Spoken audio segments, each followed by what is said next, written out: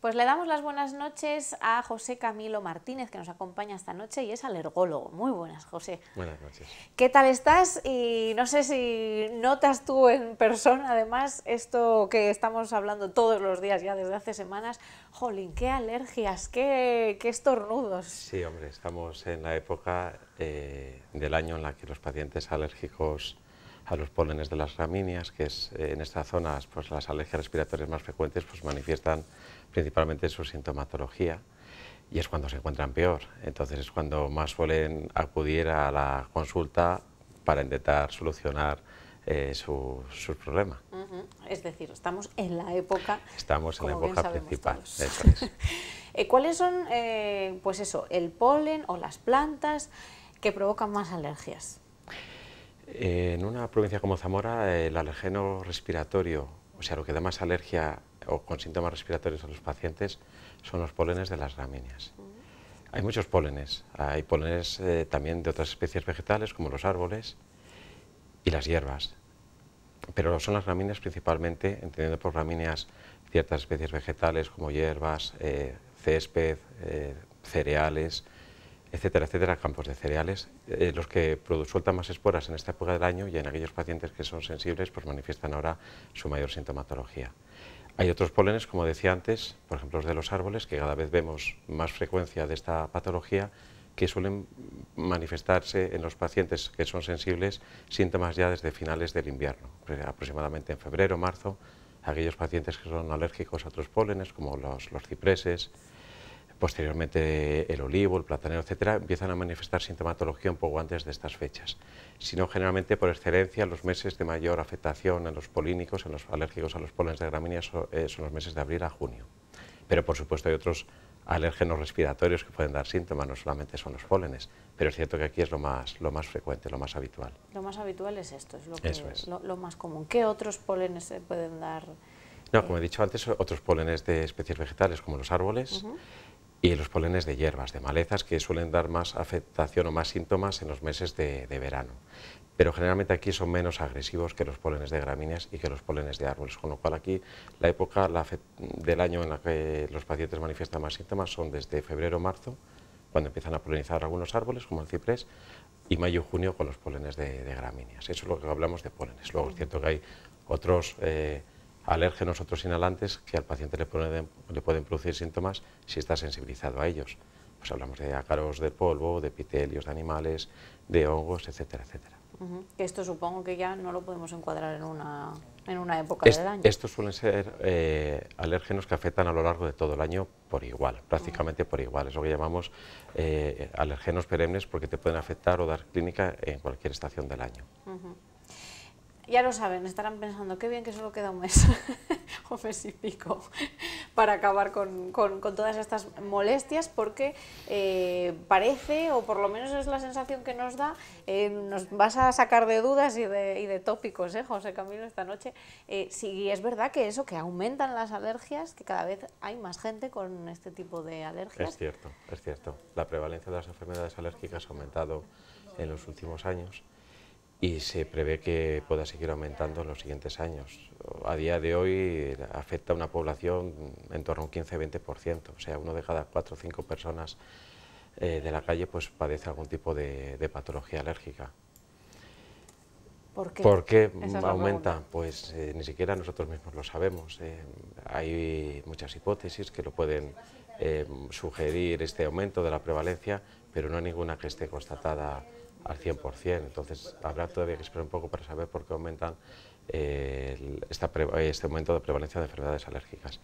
Sí es cierto que parece que la contaminación ambiental, una mayor proliferación de partículas diésel en nuestra atmósfera, en nuestro ambiente, interacciona con las esporas de polen y las convierte más agresivas de lo que podían ser hace 20 o 30 años, cuando posiblemente no teníamos los niveles de contaminación que tenemos ahora. En este sentido, una provincia como Zamora se beneficia respecto a otras porque no tiene el grado de contaminación que puede tener Madrid o otras grandes capitales, donde los polenes, pues lógicamente, sí pueden ser más agresivos y hacer que el paciente manifieste mayor clínica. Así que, a pesar de que nosotros vemos con mucha gente, porque estamos en la época con esos síntomas, estamos en un sitio bueno por eso, ¿no? Porque la contaminación empeora todavía. Hombre, no estamos en el mejor sitio porque también es una zona donde hay mucho campo, donde hay mucho cereal, donde hay mucho césped, donde hay mucha hierba y entonces eso sí favorece la exposición y la inhalación de estos alérgenos. Estaríamos mejor para una alergia al polen en una zona de costa, donde allí estaríamos prácticamente asintomáticos. Ajá. Bueno, pues esta es una solución, ¿no? Si se pudiera irnos para la costa. No lo podemos recetar. No cabe en una receta. No cabe de momento. De momento. Bueno, los síntomas, que los estamos viendo constantemente, pero para aquellos que no tienen diagnosticada una alergia, ¿en qué nos tenemos que fijar? Es curioso porque el paciente que no tiene hecho diagnóstico de ser alérgico a algo, en cuanto empieza a manifestar ciertos síntomas, la primera sospecha que le viene a la cabeza es que creo que puedo ser alérgico a algo. Porque generalmente cursa con picores tanto a nivel de la piel y sobre todo mucosa respiratoria, nariz y ojos. Se asocia a otros síntomas a nivel de la vía respiratoria alta, como es el lagrimeo, mucosidad muy abundante, la nariz se congestiona mucho y ese es uno de los síntomas más molestos para el paciente, el no poder respirar por la nariz, el hacer o desarrollar una congestión nasal que le dificulta hacer sus actividades habituales, descansar por la noche, dormir, tiene que dormir con la boca abierta. Este es uno de los síntomas más llamativos y que más molesta al paciente. Y cuando lo desarrolla durante una época del año y le ocurre más de un año, enseguida empieza a asociar que puede ser alérgico a algo. Estos son los síntomas más habituales, pero a veces hay síntomas más intensos y más complejos y que afecta más incluso a la calidad de vida del paciente, que es que desarrollen un asma bronquial. El asma se manifiesta sobre todo en los pacientes que son alérgicos a los pólenes, pues una clínica de tos que no asocia expectoración, el paciente nota que le cuesta respirar, le silba el pecho, nota una sensación de peso, de presión en el pecho. Esto le ocurre más a menudo si hace algún tipo de actividad física o por la noche cuando está en la cama en reposo y si le impide dormir o descansar. Este es un síntoma bastante invalidante en el paciente alérgico y cuando aparece en la época del año en la que estamos ahora, pues el paciente sí sospecha enseguida que puede ser algún tipo de alergia, con lo cual si acude a su médico de cabecera, lo más probable es que le remita a nosotros para hacerle el estudio correspondiente. Ya lo acabas de decir, José, hay que ir al médico de cabecera y después pasar por los especialistas. ¿Cómo son esas pruebas? La vía habitual es hacerlo eso a través del médico de atención primaria, en el caso de que sea un paciente de seguridad social, en el caso de que sea un paciente de seguro privado, pues puede acudir a través de su compañía de seguro privado a donde esa persona quiera. Las pruebas son unas pruebas muy sencillas, fáciles de realizar, son inocuas, no tienen ningún efecto secundario y tienen, entre otras ventajas, que el paciente casi él mismo puede ver si es alérgico a algo o no, porque son pruebas que se hacen en el brazo, en la piel del antebrazo, en la epidermis, se van colocando los alérgenos a lo largo de la superficie de la epidermis y se hace una prueba específica, se llama prick test, con una lanceta de metal donde se hace una pequeña punción en la parte superficial de la epidermis. Y luego se espera un periodo de tiempo de 15 a 20 minutos para hacer la lectura de la prueba, para ver si esa prueba da positiva o no. Entonces ahí lo que solemos poner son todos los alérgenos respiratorios y este tipo de pruebas sirve para hacer otro tipo de estudios alérgicos, como por ejemplo los estudios de alergia a alimento o estudios de alergia a medicamentos, aunque estas de medicamentos se pueden complicar con otras pruebas un poco más dolorosas o de otro tipo, ¿no? Pero bueno, eso ya sería otro tema, pero básicamente lo que es la prueba alérgica estándar consiste en eso. En cuanto a los alimentos, ¿cuáles son los más comunes? Porque hemos leído por ahí que pueden ser las frutas o algunas frutas. Pues en los pacientes que son alérgicos a los pólenes de gramíneas tienen una probabilidad elevada de desarrollar, por un mecanismo de reactividad cruzada, alergias a alimentos de origen vegetal, principalmente las frutas. Hay varias frutas, en concreto las familias del melón, de la sandía o del melocotón, que son las que con más probabilidad pueden dar alergia en los pacientes que son alérgicos a pólenes. Y esta clínica lo suele manifestar el paciente al comer la fruta, nota picor en la lengua, en los labios, a nivel de la garganta, y bueno, pues eso requiere hacer también el estudio, confirmar si hay o no esa alergia para ver el tratamiento que pueda necesitar, si hay o no que evitar la ingesta de la fruta o bien otro tipo de medidas. ¿Cuál es la importancia de que sí tengamos diagnosticada la alergia, de que acudamos al médico y salgamos de dudas? ¿Qué nos podría pasar si no lo sabemos? Como en todas las patologías, lo primero que hay que saber es qué nos pasa. Entonces, si tenemos esos síntomas que he comentado antes, hay que saber o confirmar que es por una alergia. Y si es por una alergia de tipo respiratorio, pues una de las medidas principales es identificar aquello que te está produciendo esa reacción adversa para intentar, en la medida de lo posible, evitarlo. Esto, por supuesto, no siempre es posible, porque evitar el contacto, la exposición a los pólenes que forman parte de la atmósfera que respiramos todos, pues es difícil. Pero sí puede indicarse a algunos pacientes muy sensibles pues que utilicen algún factor barrera, como una mascarilla, si está expuesto a una zona donde haya mucha vegetación, o bien que evite salidas a zonas de exterior o al campo los días de mayor concentración de polen o en las horas del día que hay mayor concentración de polen. Eso si hablamos de polen. Si hablamos de si es una alergia a los ácaros, pues hay una serie de medidas para disminuir la cantidad de ácaros en un domicilio. O si un paciente tiene estos síntomas respiratorios y están relacionados con el contacto y convive con un animal, pues habrá que indicar al paciente que es el animal el que está produciendo ese problema de salud. Entonces el paciente, como cualquier otra patología, tiene derecho a saber qué es lo que te está produciendo esa sintomatología, que te produce todas estas molestias y que altera de forma significativa la calidad de vida del paciente. Porque hablamos, José, de molestias todo el rato, pero estas molestias pueden llegar a un estadio grave, ¿no? Que se puede poner en riesgo nuestra salud en algunos Depende el tipo de alergia que sea y la clínica que manifieste el paciente.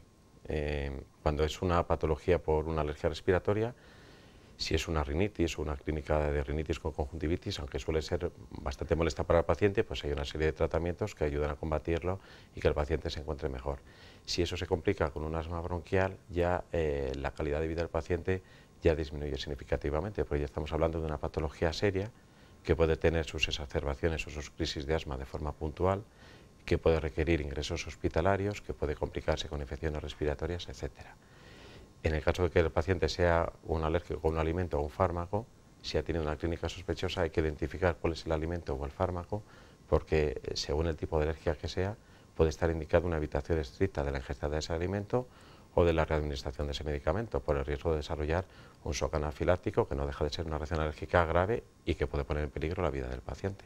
De la importancia de, cuando el paciente manifiesta una clínica sospechosa, identificar el agente causal de esta patología. Evidentemente.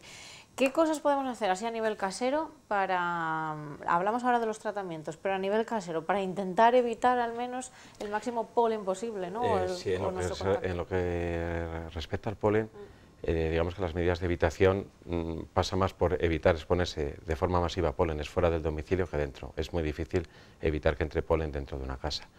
Sí es cierto que conviene, pues por ejemplo, reducir la ventilación del domicilio a las horas del día donde haya menos cantidad de polen. Generalmente la cantidad de polen es mayor o la concentración es mayor a primera hora del día y última hora de la tarde, con lo cual esas horas sería conveniente pues no ventilar el domicilio.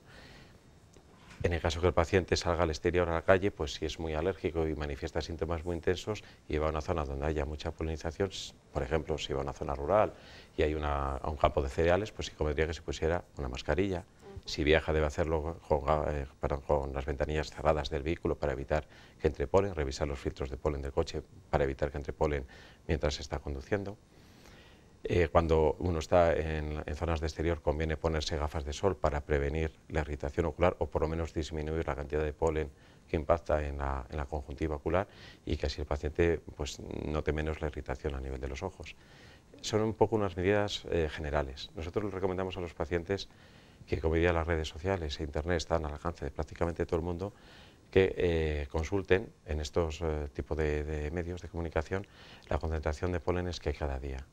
Esto es muy fácil, hay múltiples páginas en internet, desde páginas de la Junta de Castilla y León hasta páginas de nuestra sociedad científica y hasta páginas de teletexto como es polenes.com, donde puedes comprobar la concentración de pólenes y ver si los pólenes están altos, bajos o moderados. Si están bajos, lógicamente el paciente va a tener menos síntomas y va a poder tolerar mejor la exposición a zonas de exterior. Ajá. ¿Es un mal año este?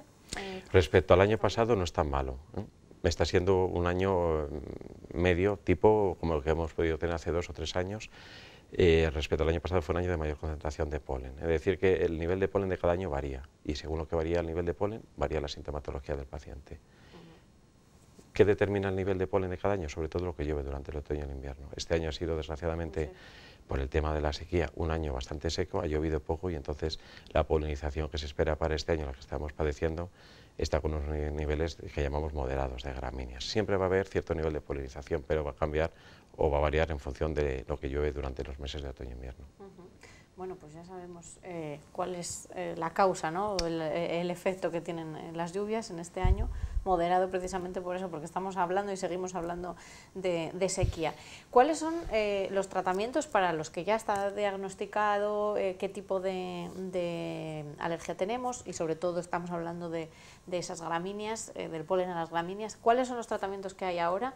Porque además del tratamiento de pastillas que llamamos todos, escuchamos cada vez más la vacuna y no sabemos si esto está funcionando. A ver, el tratamiento del paciente alérgico hay dos modalidades. Uno es el tratamiento sintomático, que es, como indica el nombre, para aliviar los síntomas del paciente cuando los tiene. Esto basa principalmente por el uso de antihistamínicos en los pacientes que manifiestan síntomas en la nariz y en los ojos, ayudándose a veces de productos o fármacos antihistamínicos de uso tópico, o sea, de uso directamente en la mucosa nasal, en la mucosa ocular, y en la utilización de inhaladores en pacientes que tengan asma bronquial. Y luego está el tema de las vacunas. Las vacunas es un tratamiento que es el único que va dirigido a la causa de la enfermedad, o sea, es el único que puede evitar que aquel paciente que sea alérgico a algo que respira habitualmente continúe manifestando síntomas en los años siguientes. Es un tratamiento que es un poco pesado porque es a largo plazo, hay que ponerlo durante unos años, pero tiene una eficacia relativamente alta. Depende para qué tipo de alérgeno, al cual sea el paciente alérgico, depende para qué tipo de alérgeno se vacune el paciente. Por ejemplo, los pacientes que son alérgicos a venenos de himenópteros, los venenos de abeja, de avispa, que manifiestan una reacción alérgica grave cuando les pica una abeja o una avispa, la eficacia de la vacuna supera el 95%. Es una tasa de curación muy alta, porque estos pacientes se exponen a que ante nuevas picaduras puedan tener una reacción alérgica grave que les obligue a ir a urgencias. En el caso de alérgenos respiratorios, la eficacia es algo inferior. No sabemos por qué hay pacientes que responden mejor que otros a las vacunas, pero en general podríamos estar hablando de un porcentaje en torno al 60-70% que conseguimos curaciones o mejorías muy significativas en pacientes que pasan de tener que consumir una cantidad importante de fármacos durante una época del año a prácticamente no consumir ninguno. Bueno, esto es importante. Dices que el tratamiento es un poco... Es un poco pesado porque es un tratamiento que se administra a dosis mensuales durante una serie de años. Generalmente oscila de 3 a 5 años. Hay muchos tipos de vacunas. También es cierto que hay vacunas sublinguales en gotas, que las usamos preferentemente en niños para evitar el rechazo del tratamiento con los inyectables, y también para los pólenes de gramíneas disponemos desde hace unos años de tratamientos en vacuna oral, o sea, en pastillas, tratamiento que el paciente se toma en ayunas durante los meses previos a la primavera y lo suspende cuando alcanza el pico de polinización. Y generalmente sí estamos obteniendo también buenos resultados con este tipo de tratamiento, en lo que se refiere a una mejoría de la calidad de vida del paciente. Bueno, esto son noticias halagüeñas, por lo menos, José Camilo. La última pregunta que tengo es para aquellos que sí que están con fármacos y con antihistamínicos o algún otro tipo de tratamiento y tienen esos efectos secundarios, bueno, molestos entre comillas, sueño, nos comentaban también ansiedad en cuanto a hambre, tiene mucha hambre y no se sacia. Sí, los antihistamínicos, los antialérgicos por excelencia, sobre todo los clásicos, los que se utilizaban hasta hace unos años, sí tenían este tipo de efectos secundarios llamados anticolinérgicos. Entonces el paciente refiere sensación de sueño, de sedación, de estar más cansado de lo habitual, de tener más ganas de comer. Algunos pacientes comen más por el tema del tratamiento, cogen peso. No dejan de ser efectos secundarios un poco importantes, pero sí pueden ser importantes para el paciente, depende de cada uno cómo se lo tome. Afortunadamente tenemos desde hace unos años nuevas moléculas de antihistamínicos que han conseguido disminuir bastante este tipo de efectos secundarios, lo que llamamos los antihistamínicos de segunda generación, que tienen menor capacidad para producir sedación y que por tanto se toleran mejor para el paciente y que por supuesto tampoco afectan o interfieren con el tema del apetito y de la ganancia de peso. Son fármacos prácticamente igual de eficaces que los que disponíamos antes y aparte tienen la ventaja de no tener tantos efectos secundarios, porque sí es cierto que la sedación del paciente, la somnolencia es es un efecto secundario muy molesto, sobre todo con el porcentaje de población que manejamos nosotros o que consulta por este problema, que suele ser estudiantes, jóvenes, claro, gente que conduce, que trabaja con máquinas, en fin. Entonces esto siempre hay que tenerlo en cuenta para no producir al paciente ese tipo de efectos secundarios. Así que tenemos alternativas ya, ¿no? Tenemos alternativas. Pues José Camilo, muchísimas gracias. Yo creo que hemos resuelto un montón de dudas. Ya lo saben, si tienen esos síntomas de los que hemos hablado, vayan al médico cabecera, consulten y después al especialista para salir de dudas. Eso es. Muchas gracias por venir. Gracias a vosotros. Buenas noches.